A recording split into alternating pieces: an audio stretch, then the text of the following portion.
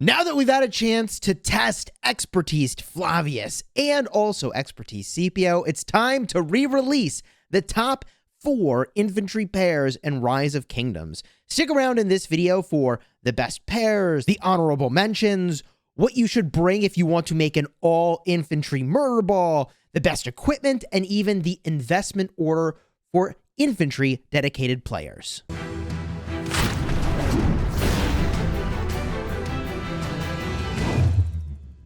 Hello, my friends, and welcome back. I'm Chisgule Gaming, and this video is sponsored by the makers of Rise of Kingdoms. And today, I want to reveal to you the new and improved top 4 infantry commanders in the game, because the last time I made this video, let me just say, the commanders were good, but the new options are so much better. Now, I'm going to jump right into the top 4 list, and you can use the timestamps in the description to jump to whichever part of the video you're most interested in.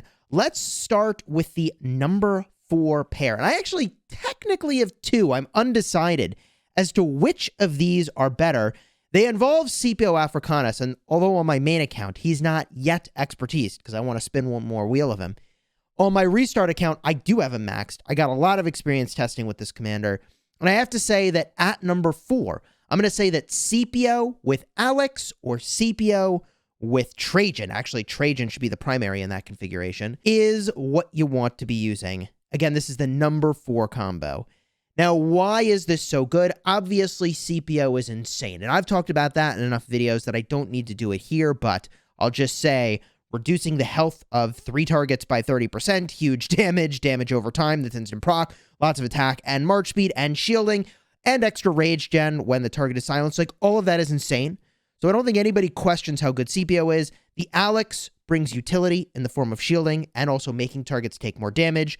The Trajan also brings utility. I would only recommend a Trajan with Scipio combo if, in fact, you are bringing 5 marches to the field yourself. Yes, technically you can, help your friends out a little bit that are nearby. A total of 5 marches get buffed from Trajan, but I'd only really recommend him at this point, with extensive experience with him at this point as well, using many marches or just a small number of marches.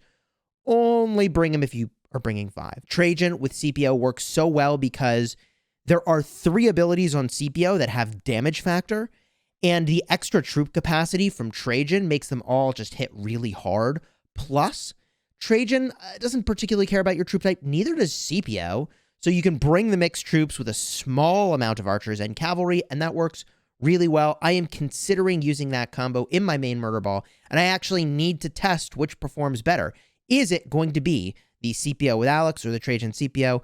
I don't know yet, which is why I put them at a tie. But for number 3, this is a very obvious choice in my eyes. We're going to Guan and Leo, baby. And everybody's kind of wondering, is Leonidas a dead commander at this point? I think the answer is absolutely not. He's amazing. Guan and Leo are so good together that I'm keeping them together and putting Scipio somewhere else. Guan and Leo is one of my favorite combos in the game, and the only reason it's not higher is that, well, with new Scipio in the game, I think you can do better. So Guan and Leo works because Guan is all punch, and Leo is primarily tankiness. I don't think anybody's debating whether or not Guan Yu is a great commander here, but people do question, like, hey, should I be investing in Leo? And even at 5,511, he's one of the better low sculpture investments in the game. And I will argue that Guan and Leo are still just insane together. And this is for a couple reasons. First of all, the speed of rage gained is often underestimated, but having your Guan go a turn before the enemy is very, very critical to try to silence them and prevent them from using their primary commander active skill. If you can get far enough ahead of them, oh man, it is disgusting. The damage is not what's important on Leonidas, it's the tankiness. He gives 30% of health when he uses his active skill. That's really strong. And also, he gives serious damage boost. I get that sometimes this damage boost will fall off. It's just randomness as to how this will stack up for you, or if it reaches max stacks or not. But it can be really good, and you don't even need his expertise skill. For most situations, you won't even leverage it at all, which is why an unmaxed Leonidas is shockingly good with Guan Yu, and that is why this combo clocks in at number 3. It is one of the best, if not the single best combo I have ever used in the game, displaced only by new combos. So let's get to number 2 in the list here. And by the way, if you are getting value from this video, do me a huge favor, throw a like on here and consider subscribing. It supports the channel tremendously and really does help me out a lot. Now, Scipio Africanus, number 2, paired with Honda Tarakatsu. That combo works really, really well. Shockingly well. Why does this work so well? And I think it is largely because Honda is such a strong secondary, but he does a couple of things here. First of all, he gives you extra troop capacity. Well, we have 3 abilities on Scipio: the active skill, a damage over time, and a shield, all based off of a damage factor. The more troops you have, the more those scale up. So Honda is very strong for that reason, but he also brings march speed, very good on infantry, a lot of attack, and a fair amount of damage mitigation. 5% of all damage taken, reduction. That's actually in the 3rd skill over here. And also, we've got this skill making it so that your first 57 times that you're hit, you take a lot less normal attack damage, which is really a big deal for a commander like Scipio. Just kind of think about this for a minute. The more skill damage you soak up, the more opportunities you have to actually trigger his shielding effect. And I get that this is reducing just your normal attack damage taken, but the longer you can live, the more shields you can throw around. But this combination of commanders has a really good balance of punch and tankiness that will allow the Scipio Honda to protect other weaker marches should they get targeted in your murder ball first, like a Nebu and Isong combination, which most people are targeting these days with all those cavalry running around in the field. So Scipio with Honda Tarakatsu is one of my favorite combos, and if you wanted talents for your Scipio as a primary, here is a great build. This might seem a little weird because I'm missing a lot of march speed manipulation in the infantry tree, but this emergency protection, reducing the skill damage you take even further, feels so important to me that I am foregoing the march speed manipulation of the enemy and the extra stats from elite soldiers in order to get all that damage mitigation, and I have very, very, very intentionally taken only 2 out of 3 points in Rejuvenate. This is courtesy of John Wick, that it is now common knowledge that you rage cap at 220 rage per turn, and so you generate about 120 rage, typically, from normal attacks and counterattacks, plus 100 from Rejuvenate, and you will cap out on rage. So you only need the 2 points. You could very much make an argument of going all the way over here and maxing Rejuvenate and maxing Cage of Thorns to slow nearby enemies. This all depends on whether or not you want to be going faster yourself, because you can see I took a lot of march speed over here and here, or if you want to slow your enemy. Those are all very, very reasonable choices, and you could easily make that swap with the build if you so wanted to slow all nearby enemies. I think I might be doing that with my Trajan. So I've got a commander probably that will be doing that already. I do think that effect is strong in a big group fight. But this brings us to the number 1 combo. And you know what this was going to... You knew I was going here, right? This is going to be Guan Yu with Scipio. I mean, the two are designed to be together. Not quite as much as Guan and Leo are, actually. Those two are maybe more designed to be together. But Guan and Scipio are just very good. If you're bringing only 1 infantry march, it is Guan and Scipio, the 2 best infantry commanders in the game. Not by a little bit, by a long shot, man. They are so good together. They are very, very strong. Guan Yu has the silences that are so crucial and big damage. Scipio also does big damage and helps you generate even more rage. That is from his expertise skill when Guan Yu silences a target, which is just such a good combination. Plus, there is a little bit of tankiness, not as much as Leo, however, but there is a little bit of tankiness here. You got some health, you got some skill damage taken reduction, and some shielding. The shielding can trigger Guan Yu's extra skill damage boost from the expertise skill, and then both Guan Yu and Scipio do tons of skill damage. Yeah, it's an amazing combo. It works insanely well in the field, and everybody will be targeting Guan Yu's now, because they are going to be worried that Scipio might be behind it, which, by the way, will be a good argument to split those commanders and makes Leo an even more compelling commander to have behind Guan. so that your Scipio can keep punching from somewhere else. But if you wanted some talents on Guan Yu, I think this is the open field build that works really, really well. Alternatively, since we are talking about pairing with Scipio at this point, you could make an argument that the strong clarity build is a better way to go. This sacrifices some number of points in the infantry tree, including a few points in elite soldiers. We're sacrificing 3 of those points in order to obtain a little bit of march speed over here. And it's not a bad amount, by the way. 6% march speed is really solid for 2 points. I was going to spend 3 points over here for the march speed, same amount. And also we're going for clarity bonus skill damage. After using an active skill, increase skill damage by 6% for the next 6 seconds. That's really strong for the Guan Scipio combo. I think this is probably the build I would use if I were pairing those 2 commanders together, but I'm not. I'm using Guan and Leo, and I'm going to use Scipio somewhere else. Now, this probably has you wondering, wait a minute, Chisgule, there are so many great infantry commanders you haven't talked about yet, and allow me to very briefly mention all of the other amazing infantry commander pairings that you could bring to the open field that would do well. You will, I think, get great results with a number of these combos. Let's start with the Guan primary combos. Those Guan primary combos include Guan with CJ, it includes Guan with Alex, and it includes Guan with Honda Tadakatsu.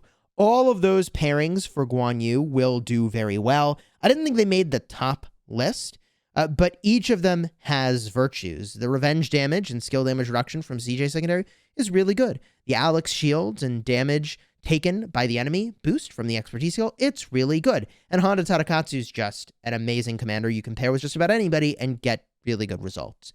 For Scipio combos that I didn't mention as the top combos, but are really good, includes, and you might be surprised to hear, Martel primary with Scipio secondary.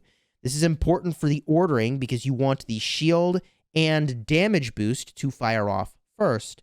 Then you get the big elevated damage from the active skill of Scipio.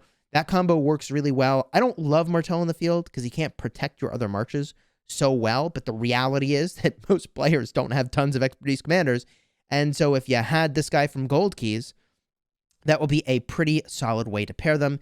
Scipio and Mehmed also does really well. I mean, Mehmed is kind of like worse Honda, or you can think of Honda as better Mehmed. It works surprisingly well to pair these 2 together, and that is largely because of, I think, this elevated skill damage. Also, the Relic increases his health and skill damage as well, and the elevated troop capacity with Scipio just seems to be really, really strong. The final Scipio combo that I want to mention that was not in my top 4 list is going to be Scipio and Herald.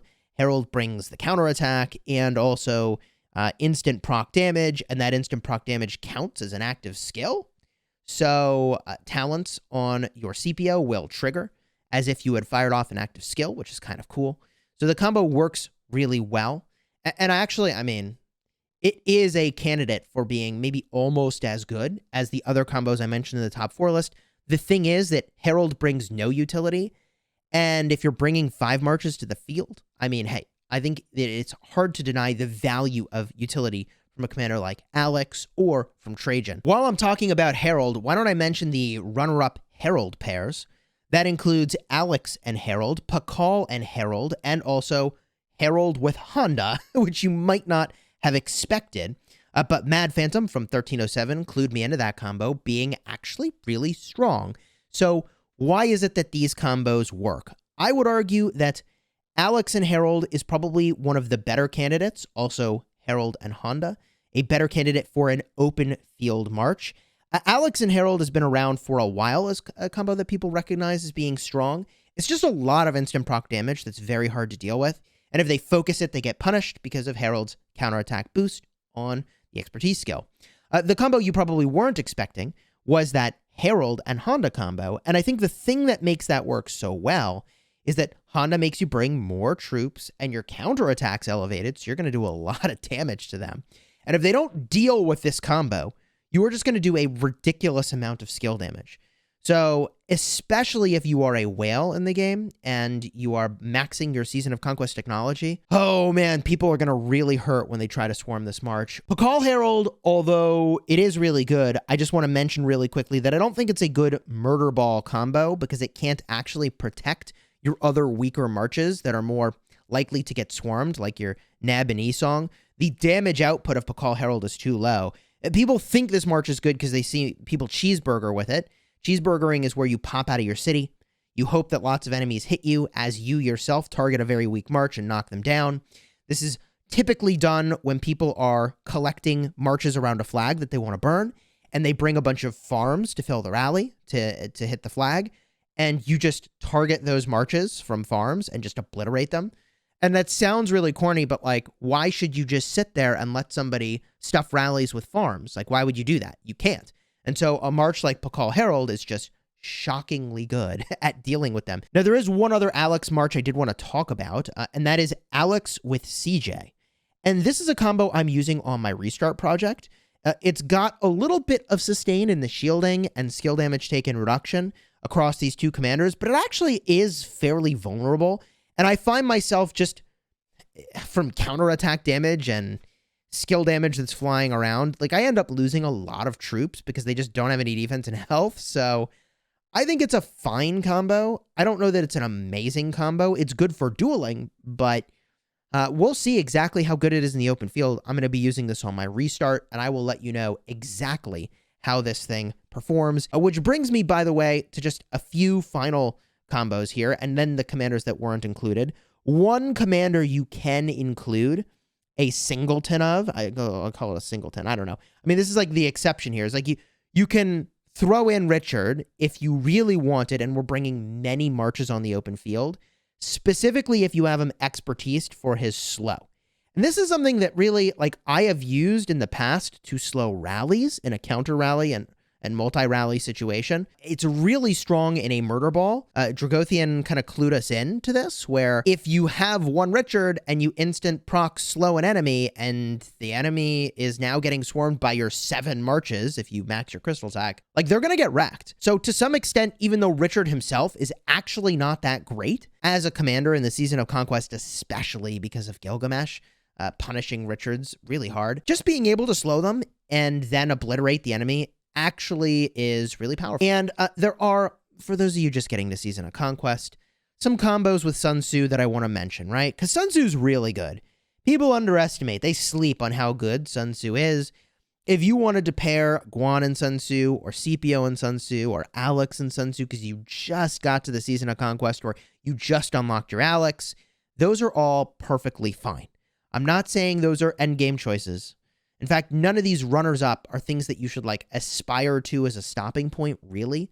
Except maybe, like, I don't know, some of this, maybe Alex Herald. But for the most part, these are combos that you use until better combos emerge, or you can get one of the top combos. And at this point, you've probably noticed that I haven't at all talked about Flavius and Constantine.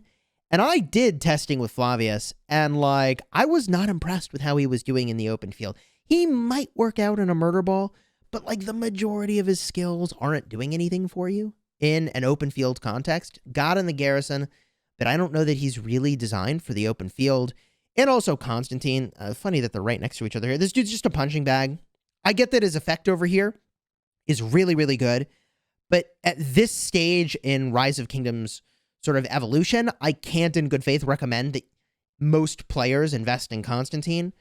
I think that if you're in KVK Season 2 and you're a garrison captain, he's really good, but I don't think that he is going to be where you want to be for the open field. He soaks up so much damage. He's kind of like Worst Trajan. I'll put it like that, Worst Trajan. And people will debate whether or not they want to bring Trajan in the open field compared to bringing all damage marches. So I think that if you had Constantine, I'm not saying don't use him, but I am saying that this is not a commander you should go out of your way to invest in specifically for the open field. I don't think he's good for that. He's a god in the canyon. I mean, canyon lineup, he's just absolutely amazing. But in the field, not so much. Which brings us to, what marches would you bring, Chisgule, if you wanted to make an all-infantry murder ball? All-infantry? Well, there's a couple things that you need to do here. The first thing I want to tell you is that I did a bunch of research initially, and I'll have a card up in the top for this video, where I proved that you can swing a trade by about 5,000 Sev wounds in your favor by having all one troop specialization. So that's the city theme, the special unit, the civilization bonuses, and so on, all for one troop type. There's a big advantage to doing that. But now that commander strength is so strong for the new generations of commanders coming into the game, I can't in good faith recommend that you do that. At most, I would say 3 of one troop type, and then 1 cavalry, or I guess, well, for me, it's 1 cavalry, 1 archer march, but at a minimum, 1 of each troop type. And that's because Scipio is too strong. You got to have an infantry march. That's because Nevsky is too strong. You got to have a cavalry march, okay? And there's going to be new archers soon where it's like, wow, you got to have an archer march with this commander in it. So if you were bringing 3 infantry marches, and then also like XY Nevsky or Nevsky William, or, you know, the new archers when they show up. For now, it's probably just like Cyrus and Nebu, or Gilgamesh and Nebu. What are the 3 infantry marches that you bring to complement all that? And I will say the 3 marches should be Guan with Leo, Scipio with Honda, and then last but not least is Alex with Harold or CJ. And this is really bringing the best that infantry has to bring. Now, if you were to say, Chisgule, I don't care about your advice for bringing 1 cav march and bringing 1 archer march, I'm still bringing all infantry. So give me an all infantry combo. Here are the 5 marches, all infantry, that I think you would bring, and you could maybe move some of these around, but here's one way to run it. If you wanted all infantry, are you ready for this? You bring Guan and Leo because, obviously, that's insane. You bring Scipio with Mehmed, and that will free up Honda to go somewhere else. That Honda will now be paired with Harold Primary, because that is just a lot of damage. Okay? It's your, like, equivalent of Amanatori Artemisia, sort of, in the open field. Harold Honda is just pure damage. Sounds like fun, honestly. And then you bring Alex and CJ together. Strong combo. CJ, I mean, you know, whatever. I have my reservations. He's like a fine commander. But the Alex makes a ton of sense for a murder ball. And the last thing you bring is just Trajan and Mulan for all the buffs, because I couldn't think of another infantry march that would be really, really strong. Plus, like, Trajan Mulan is actually just really good. And that gives you all of the best infantry commanders into a murder ball that I think is decent. I mean, do I think that an endgame player wants to be using Mehmed in the open field? No. Do I think that Mehmed is solid? Yes. So the Scipio Mehmed, like, yeah, I mean, it leaves a little something to be desired. I guess you could do Martel Scipio if you really wanted. That'd be another way to change it around. But I don't think that all infantry murder ball makes sense, because when we talk about the power level of the new archers that are probably going to come into the game, and then also the power level of Nevsky, like, man, you got to include those marches. Now, if you've made it this far into the video and you're wondering, Chisgule, where are all these commanders that you're talking about? I don't see them in my lineup. Congratulations and thank you for sticking with me for so long. Those commanders are all available in the Season of Conquest. That's KVK 4 and beyond. So if you were newer to the game and you're like, what's my investment order here in commanders, and how do I set myself up for getting these commanders you're recommending when I do get to the Season of Conquest? My recommendation would be as follows. This all, by the way, depends on how active you play, how much you spend, and how quickly you're getting legendary commander sculptures. If you wanted, you could follow the very conventional advice I have been giving for years, which is to get Esong, max him, then get Alexander the Great, max him as well. They both come from Wheel of Fortune, and then save your sculptures for the Season of Conquest. But if you said, Chisgule, I am going to be an infantry player, and I will sacrifice my early game to have a better late game, then one thing you could consider, and I'm not saying I would even recommend this necessarily, but if you were that patient and you were that confident you're going to play the game for that long, the route that you could go is to skip Esong. Heresy, I know. If you know you're going to be that infantry player, you just do Alexander the Great, okay? You just do Alexander the Great, and then you save sculptures that when you get to Season of Conquest, you can first do Scipio, then you can put some investment in Guan, and then from there, I mean, I think you should be doing Nevsky. I think you should be doing maybe the new Archer. But at least you will have a lot of sculptures available to get Scipio and Guan to a really great place by virtue of having only done Alex up to that point. Now, if you have more sculptures and you are a big spender or you are winning Mightiest Governors and you said, I still want to be this infantry player, I mean, sure, you do Esong, you do Alexander the Great, and I think it would be pretty reasonable to pick up Constantine along the way. But you just heard me finish saying, like, I don't think he's that great. I really don't in the end game. So you'd probably be better off actually ending up with Saladin so that you could do like Saladin Nevsky, or if you're really a whale, you can just do Saladin with Minamoto anyways. What I'm trying to say is you want to set up other combos for getting to the Season of Conquest, but maybe that's more of a different video. This is an infantry video, okay? Scipio and Guan are the most important infantry commanders that you're going to want to work with right away when you get to Season of Conquest. Don't get distracted by Pakal and Harold. Focus on Scipio. Focus on Guan. Now, from there, let's talk about equipment. Obviously, my main set of infantry equipment here is really insane, and it's hard to relate to this, so let me jump to my restart account where I can show you some more practical choices. Okay, this is my infantry-focused restart account. Now, I was going to go all infantry until I followed my own advice and said, Nevsky is too strong, I'm going to make a cavalry march. And I made some really good cavalry gear, but let's talk about infantry gear.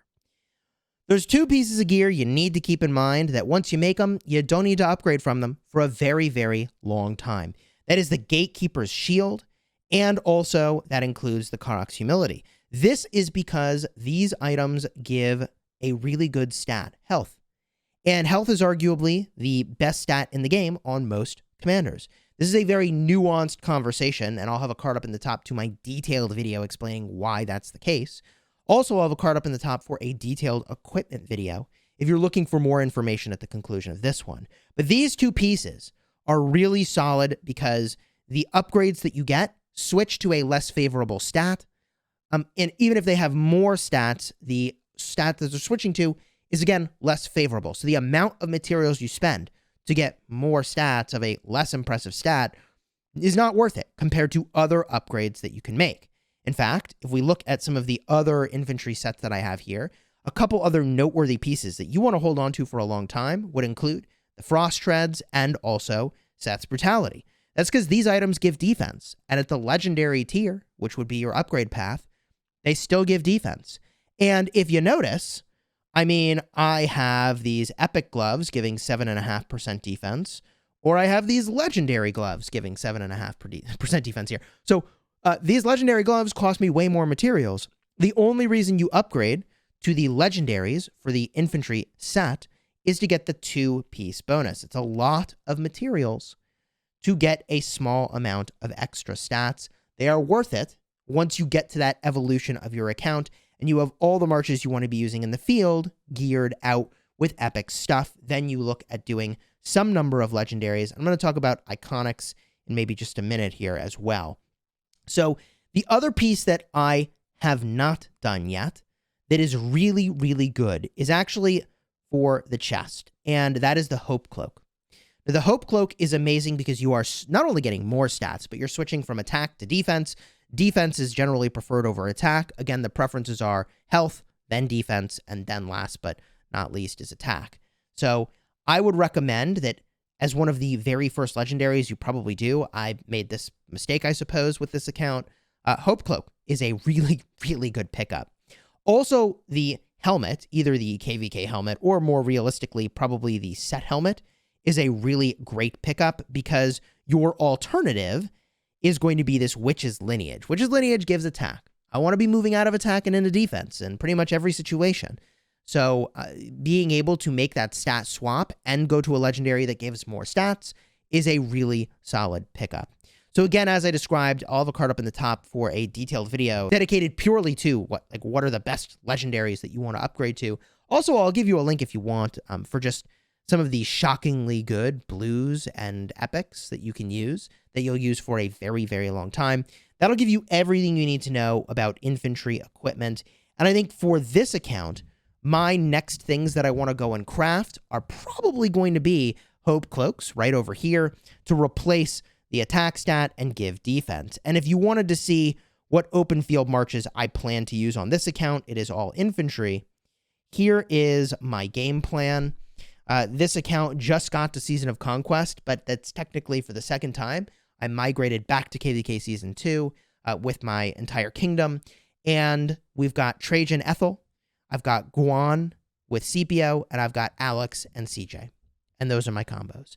Now, there's an argument that could be made that there's a lot of value to splitting the Guan and Scipio because, I mean, if they target my Guan Scipio, that's like kind of my best march. And it's very obviously my best march here. I mean, very obviously my best march. So I'm a little vulnerable to losing my best march just because one of them gets targeted. So you could make an argument that if I put CJ back with Guan Yu and then have Scipio with Alex, I have 2 more equal strength threats. And I'm going to play around with that and find out how good it is. So if you want to see how this account performs in KVK, subscribe to the channel so you can see exactly how I do. This is my restart account, and in just under a week, passes are going to open and we're going to be fighting, baby. And this is an infantry-focused account using some of those combos that we were talking about. If you got value from this video about the best infantry combos in the game, including investment order and commanders to avoid and commanders that are strong but not the best, and the best equipment and all infantry murder balls, do me that huge favor of throwing a like on the video. It supports me tremendously. I appreciate that you've done that. And until next time, you have fun smashing the kingdom, and check out those cards up in the top, that little info button, with a ton of follow-up videos designed to help you do well with infantry. That includes equipment. That includes commander guides. Let's freaking go.